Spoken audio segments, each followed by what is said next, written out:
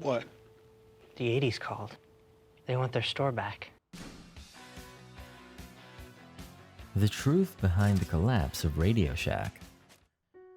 RadioShack was one of the biggest consumer electronics retailers in the United States till the mid-2000s. It was started as a company with the name RadioShack in 1921 by two brothers Theodore and Milton Deutschman, who aimed to provide equipment for ham radio. The company was a big success by the mid-1970s due to the radio craze. By then, there were around 7,100 RadioShack stores all over the country. Unfortunately, now, only about 400 of them are left. RadioShack, in partnership with many other major electronics and computer companies, features all sorts of electronic equipment like telephones, telecommunication accessories, audio and video equipment, personal computers, satellite systems, and numerous others. Earlier, when RadioShack was suffering a great loss, Charles Tandy took control over the company in 1963, and within 2 years, $4 million in profit was gained. Later, Tandy's name was removed from the company, and RadioShack became their official brand name. In 2001, all Tandy stores were renamed or closed because of bankruptcy. It all went wrong when most of the company's sales were shifted online with the limited staff available. Although there were so many stores across the country, still the company had to face big losses due to so many reasons. What is the truth behind the failure of RadioShack? Hello and welcome back to our channel. We'll be talking about some details that led to the eventual collapse of RadioShack.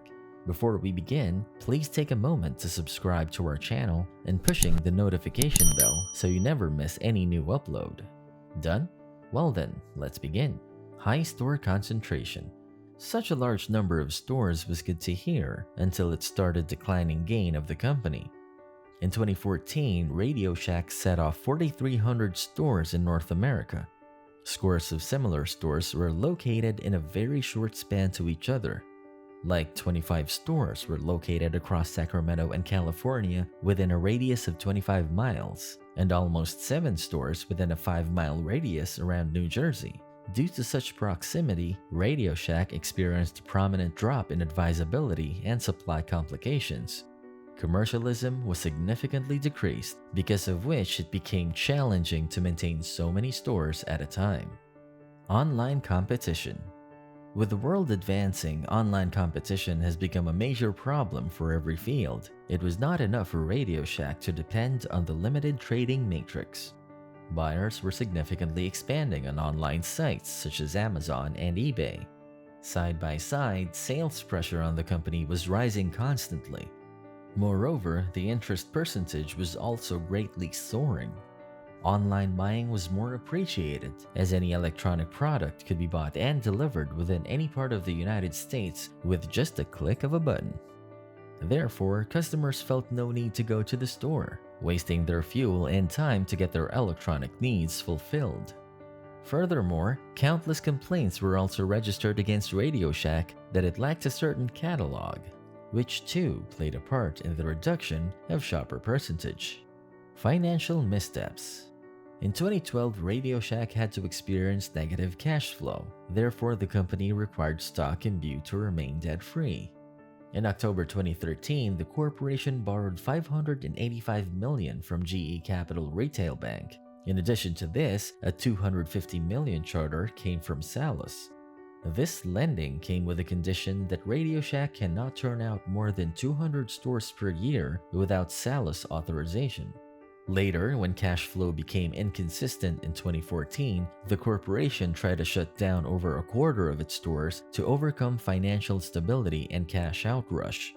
Anyhow, Salus foiled these attempts because they feared that such a work plan might not succeed. This quickened the bankruptcy filing from 2014 to 2015 and continued debt. Marketing confusion. When Tandy took control of the company, it was named Tandy Corporation, but later again it was named RadioShack. The company tried to be cool by calling itself The Shack, but this step was vastly mocked. But the company had far more critical problems than its name. In 2009, a tech mechanic wrote on the website, "The Shack is a lousy name," which made the company feel more neglected than ever. This whole scenario was creating marketing confusion, thus the company operators were not able to promote the company in the way they wanted to. Also, RadioShack was never able to indulge in online selling the way it could have because it was far too busy solving the issues related to its stores. Management problems. With continuous change in the management, the company could not help to turn its fate. The chief executive officers were changed almost 7 times during the period from 2005 to 2014.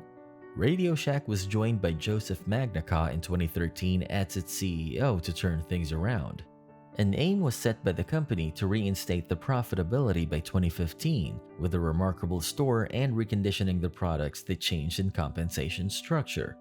The company also adopted some aggressive marketing campaigns. As Magnacaw's efforts were not paying back well, the results got worse due to rising costs, continuously shifting the management on a shorter notice, and commission structures were also getting confused. The morale of the employees and the company's profits devalued even more. Production concentration. In the early 2000s, the company brought in change and shifted towards selling phones and accessories. This strategy proved profitable for a short period of time. By the year 2014, half of the total revenue of the company was generated by selling mobile phones alone. After the launch of the iPhone in 2007, things began to change rapidly. As mobile phone sales channels shifted to buying phones through carriers, many carriers significantly reduced their purchases from RadioShack. Moreover, resellers also lessened the rising cost of financing iPhones. Due to these reasons, RadioShack was bankrupt, and its margins for profit and revenues were completely collapsed. Rise of the Maker Movement. While RadioShack was selling mobile phones and remote control cars to their customers, they were missing out on a rapidly growing movement right under their nose. The Maker Movement was taking over the world rapidly as DIYers showcased their tech handiwork and engineering activities. RadioShack has recently followed the movement, but news reported that they came too late to join. The types of products and things the maker enthusiasts are looking for nowadays are not available in the RadioShack store, so customers have many other options to go for. The retail stores are dated. RadioShack was not able to maintain its store look since the late 1980s. They were maintaining it in the same manner as they were in the beginning. It had a dull and bland exterior which made it even more soulless. Such stores must stay up to date with the recent features to attract buyers, but RadioShack made no efforts to improve their stores. They failed to diversify correctly. One major problem with RadioShack was that they were not sure about what sort of product they wanted to sell. They failed to stick to one sort of product line and were in severe confusion. Like at one time, they sold all categories of electronic devices. Meanwhile, the other moment, they were selling computers or video recorders or stereo equipment as well. And now you only get to buy random wires or cell phones from them. Thus, the company failed to diversify rightly, which was a problem for them as well as buyers. The customers couldn't decide why they were approaching RadioShack. Employee expertise. Mostly, people used to complain against RadioShack workers that their employees were not well-mannered and were less known to guide their customer about the right product. They could not assist their customers well. Due to their unfriendly and harsh behavior, buyers were less satisfied, and it became difficult for them to interact with the workers. Thus, it was clear that RadioShack failed to train their workers well to help the customers. It led to the corporation lacking consumer-employee trust. Change in upper management. Change in CEO from time to time was another important aspect that led to the expiration of RadioShack. In the past 10 years, there was a variety of CEOs and upper-level managers that came and left the company, due to which the company lacked a consistent environment and they always remained an unorganized business domain. It not only disturbed the company economically, but workers also became distressed, and many of them left so the corporation had limited staff availability. Every time a new CEO or manager came and introduced his new policies to move the company towards the rise, he was replaced or dropped from his position. This time-to-time changes in staff resulted to be highly toxic and disadvantageous for the corporation. Lost brand. RadioShack tried to amend its name because they thought the name RadioShack was something out of fashion as it had the radio in its name. Therefore, to get rid of the word radio, they simply renamed it The Shack. It was considered the company's another big mistake because instead of their marketing and promotion, they were mocked and ridiculed. The company was nowhere. Later, the company was trying to seek an opportunity for selling cell phones, but service workers were not cooperating with the company. Somehow, RadioShack managed to sell cell phones along with the common TV wires. No true change. We can say that RadioShack did no effort to improve itself other than changing its name, which was also another terrible step. They developed no new products and are still all about batteries, TV cables, and cell phones. Some writers also referred to the company as dumb technology. They have nothing unique to sell. Even the cell phones they are selling have their specific retail shops. All the promises the company made about their upcoming advanced products were never fulfilled, thus they never intended to adapt to change. Consequently, we can claim that the brand is never about advertising only. It is all about how much effort a company makes to increase its value, better the quality of its goods, and ways they adopt to attract their customers.